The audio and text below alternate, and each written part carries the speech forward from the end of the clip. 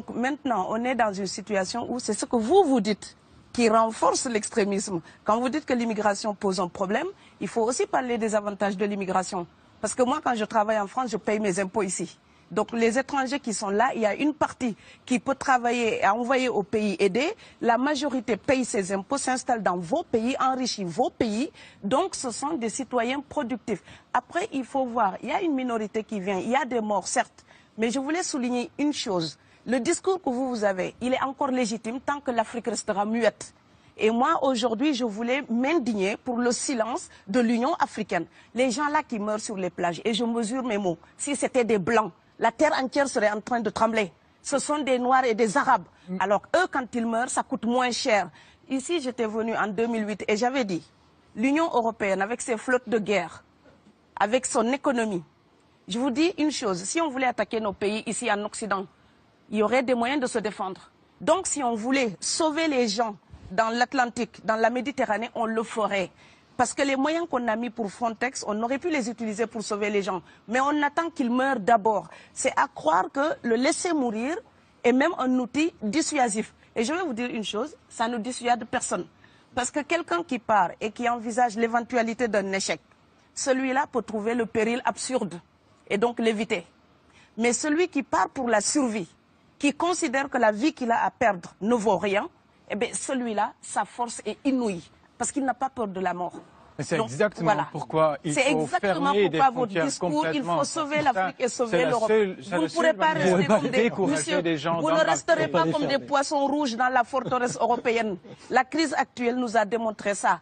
Au jour d'aujourd'hui, l'Europe ne sera plus jamais épargnée tant qu'il y aura des conflits ailleurs dans le monde. L'Europe ne sera plus jamais opulente tant qu'il y aura des carences ailleurs dans le monde.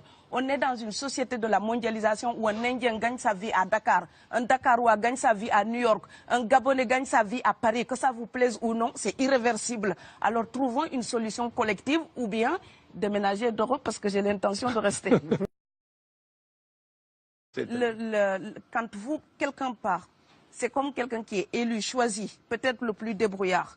Et il y a tout un clan ou toute une famille qui pose son espoir sur cette personne-là. Monsieur, là, je vous vois bien habillé, bien nourri. Si vous étiez affamé chez vous, peut-être que votre famille serait ravie d'imaginer que vous pourriez aller gagner de quoi faire vivre les autres. Donc c'est aussi une solidarité qui est en œuvre. On laisse partir quelqu'un, on compte sur lui. Vous allez me laisser terminer. Et Schengen, entre guillemets Schengen, ça me permet d'être invité aux Pays-Bas, monsieur, donner des conférences dans vos universités. Quand ils trouvent que mon cerveau est convenable, là, ils l'utilisent.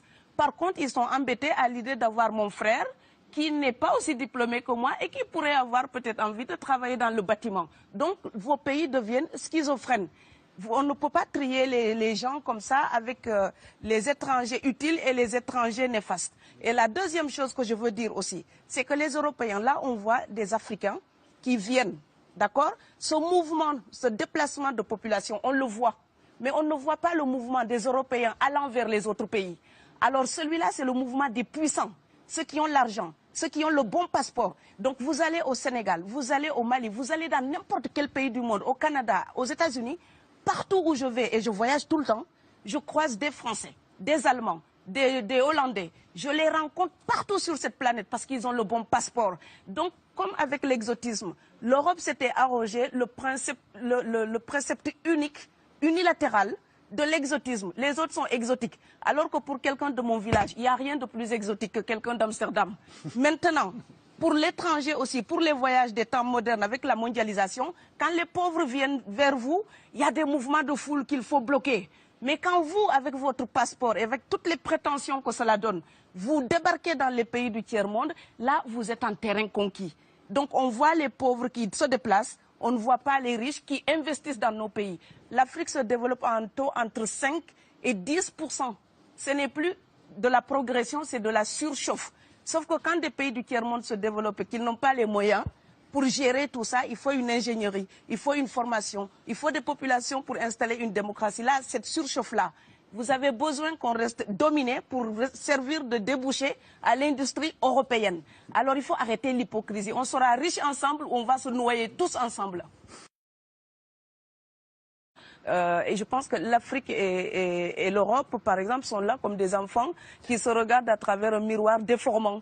Il serait enfin temps qu'ils se respectent, enfin qu'elles se respectent suffisamment pour que l'Europe arrête de nous envoyer ses déchets industriels pour construire avec nous de véritables industries, pour que l'Europe participe à ce développement et que l'Afrique, 60 ans après les indépendances, arrête de dire c'est la faute des autres. Au bout d'un moment, indépendance, c'est responsabilité. Si nous sommes vraiment indépendants en Afrique, nous sommes aussi responsables de notre destin.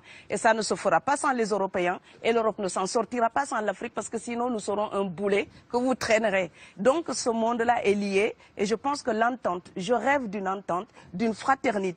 Oui, je sais, ça fait bisounours. Mais il me faut garder cette utopie-là pour garder le courage d'écrire toutes les nuits. Parce que j'ai fait le vent de l'Atlantique il y a bientôt 12 ans. Aujourd'hui, à l'époque, quand je parlais de dizaines de morts dans l'Atlantique, on me disait « tu exagères ». Maintenant qu'on les ramasse par milliers, je suis absolument triste de devoir réaliser tout simplement qu'en tant qu'auteur, je ne fais que répondre à l'injonction de Schiller. La dignité de l'homme est remise entre vos mains, gardez-la.